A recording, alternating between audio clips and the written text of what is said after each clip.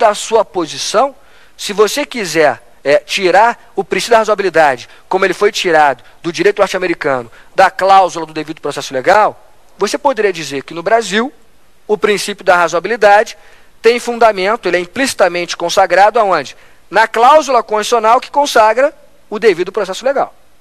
Então, se você quiser, influenciado por uma doutrina americana, apontar um fundamento para esse princípio implícito da razoabilidade, você poderia apontar a cláusula do devido processo legal, nos moldes daquilo que aconteceu no direito norte-americano. Se você for influenciado pelo direito alemão e preferir a expressão princípio da proporcionalidade, como lá na Alemanha esse princípio teve fundamento, né, na cláusula do Estado de Direito e na própria cláusula que consagrava direitos fundamentais, você poderia dizer aqui no Brasil que o princípio da proporcionalidade vai ter fundamento aonde? Na nossa cláusula do Estado Democrático de Direito e no nosso catálogo de direitos fundamentais. Fato é que esses dois princípios têm origens diferentes. Fato é que esses dois princípios são consagrados hoje no Brasil.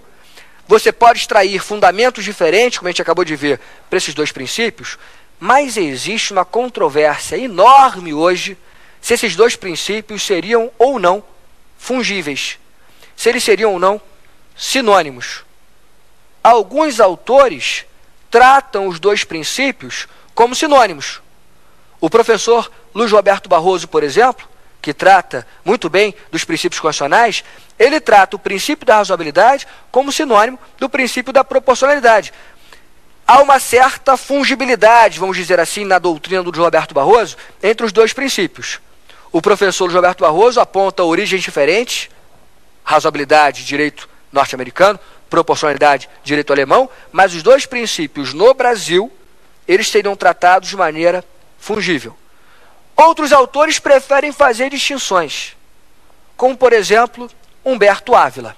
O professor Humberto Ávila, ele vai dizer, na verdade, que a razoabilidade e proporcionalidade nem seriam verdadeiramente princípios técnicos jurídicos, seriam postulados normativos. Não dá para entrar aqui na doutrina do Humberto para explicar necessariamente o que é um postulado, tá? Mas só para antecipar e não ficar jogado a ideia de postulado normativo, Humberto Ávila diz que ao lado dos princípios e ao lado das regras, você tem os chamados postulados normativos.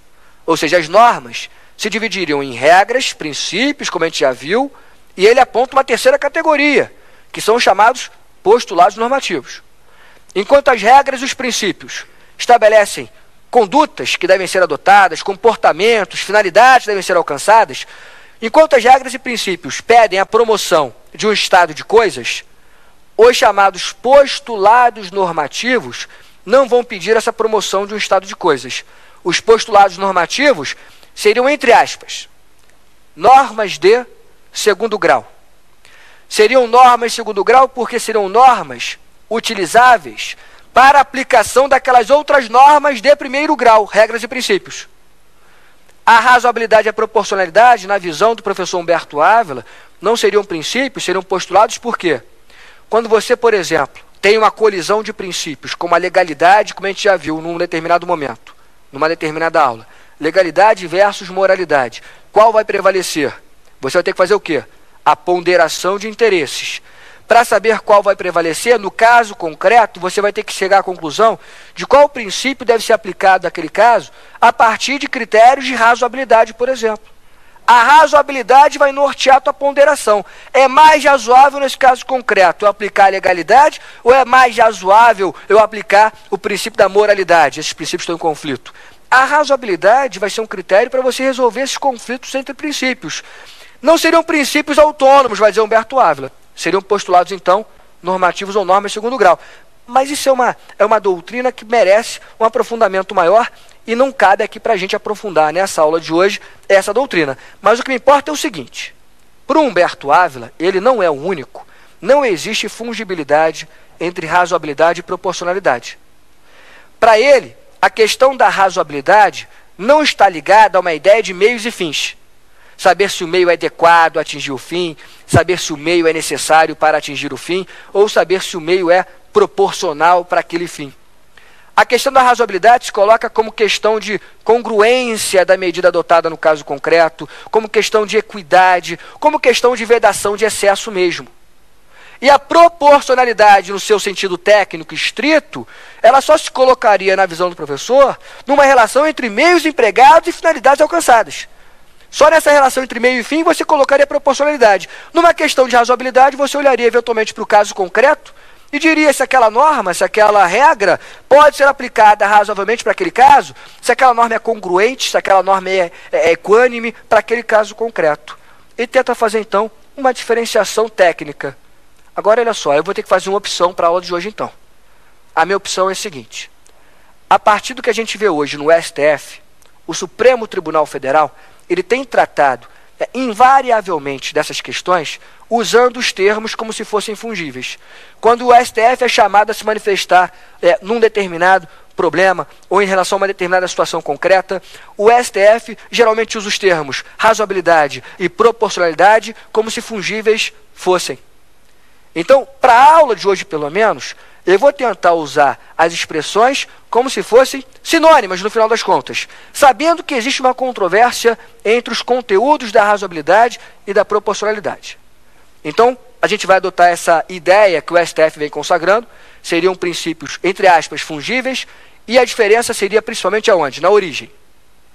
A partir dessa ideia, como é que a gente pode avançar um pouquinho e analisar situações concretas para saber se essas situações são realmente resolvidas a partir de uma conduta do Estado razoável, proporcional, ou não, se a conduta lá do Estado foi irrazoável, desproporcional. Aqui entram aqueles testes que eu já chamei a atenção. Ainda que você tenha uma noção muito ampla em relação à razoabilidade ou à proporcionalidade, a gente já demonstrou que a proporcionalidade, pelo menos, ela se divide em 3 testes, ou em 3 subprincípios. A noção desses 3 subprincípios, ela é fundamental, essa noção, porque ela serve para limitar o alcance da proporcionalidade, fechar um pouquinho mais o conteúdo e a definição da proporcionalidade e fazer com que você, amanhã, possa controlar um ato estatal com alguns critérios minimamente objetivos. Então, para trazer o mínimo de objetividade para esse princípio da proporcionalidade, a gente vai trazer aqueles 3 subprincípios tradicionais: adequação, necessidade e proporcionalidade em sentido estrito. Para saber se uma medida adotada pelo poder público, para saber se ela é proporcional ou razoável, ela tem que ser adequada para aquele fim, tem que ser necessária para aquele fim e tem que ser proporcional em sentido estrito. Vamos então dissecar cada um desses testes, trazendo exemplos concretos. O primeiro teste que se faz é o teste da adequação, também chamado de teste da idoneidade. O que se quer saber na adequação ou na idoneidade? Para o ato ser proporcional, eu vou aqui ser redundante, tá? Para o ato ser proporcional, esse ato estatal tem que ser adequado, idôneo, para alcançar a finalidade buscada, para alcançar a finalidade que ele tem que alcançar no final das contas. O ato estatal tem que ser adequado e idôneo para alcançar aquela finalidade colocada pela ordem jurídica e que aquele poder público quer alcançar com aquele ato. Então, o ato estatal tem que ser adequado e idôneo para o alcance daquelas finalidades buscadas. Mal comparando, eu vou usar aqui as palavras do Humberto Ávila de novo. Humberto Ávila, quando fala desses testes, ele traz algumas frases de efeito e alguns exemplos mais vulgares que são muito fáceis para a gente compreender essa matéria. Eu vou usar a frase do Humberto Ávila aqui para melhorar a nossa aula de hoje. Humberto Ávila, quando fala do teste de adequação ou idoneidade, ele usa aquela expressão: não é adequado tapar o sol com a peneira. Uma expressão muito conhecida na prática, né? Não adianta tapar o sol com a peneira. Não é adequado tapar o sol com a peneira. A peneira não é o meio adequado para atingir a finalidade pretendida. Você quer se proteger do sol. Se você usar uma peneira, você vai se proteger do sol? Não, o sol vai passar. Então o meio não é adequado para alcançar a finalidade pretendida. Não adianta tapar o sol com a peneira. Vamos para o exemplo agora jurídico, exemplo concreto.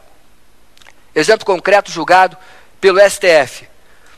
Para quem quiser anotar, STF, representação, STF, representação 930 do Distrito Federal. Nessa representação, o STF julgou o seguinte caso concreto. Uma legislação à época exigia do corretor de imóveis a demonstração de capacidade para exercer aquela função. Então, uma determinada norma, uma determinada lei,